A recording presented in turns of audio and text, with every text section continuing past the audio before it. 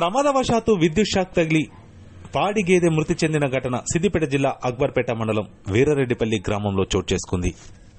గ్రామానికి చెందిన నర్సాగౌడ్ అనే రైతు రోజు మాదిరిగానే తన పాడి గేదెను రాత్రి సమయంలో వ్యవసాయ పొలం వద్ద కట్టేసి ఇంటి వద్దకు రావడం జరిగిందన్నారు.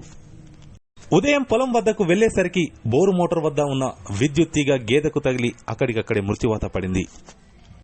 గమనించిన రైతు నర్సాగౌడ్ 75,000 విలువ గల గేదె చనిపోయిందంటూ కన్నీటి పర్యంతమయ్యారు. వ్యవసాయంతో పాటు పాడి గేదె ద్వారా వచ్చే ఆదాయంతో కుటుంబ జీవనం వెల్లదిస్తున్న బాధిత కుటుంబాన్ని రాష్ట్ర ప్రభుత్వం పరిహారం అందించి ఆదుకోవాలని గ్రామస్తులు కోరారు. విషయం తెలుసుకున్న పశు వైద్యాధికారి బాబు మియా ఆధ్వర్యంలో మృతి చెందిన పాడి గేదెకు పంచనామా నిర్వహించారు. ఈరోజు తెల్లవారుజామున 6 గంటలు దాదాపు 6 గంటల 25 నిమిషాలకు పాలిచ్చే పాడి గేదె కరెంటు షాక్కు మృతి చెందింది.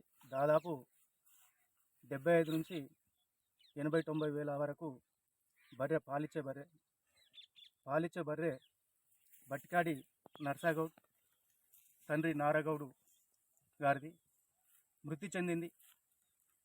దానికి ప్రభుత్వము తగిన ఆర్థిక సాయం చేయాలని చెప్పేసి కోరుకుంటున్నాము. వారు కుటుంబ సభ్యులు పాడి గేదె రోజు పాలు విండుకుంటూ ఎప్పటిలాగే వాళ్ళు బావి పొలం దగ్గర కట్టేసి పోయిండ్రు. తెల్లారి వచ్చేసరికి పాడి గేదె మృతి చెందింది. వారి కుటుంబ సభ్యులు బోరున వెలిపిస్తున్నారు. కావున ప్రభుత్వం ఆర్థిక సాయం చేయాలని చెప్పేసి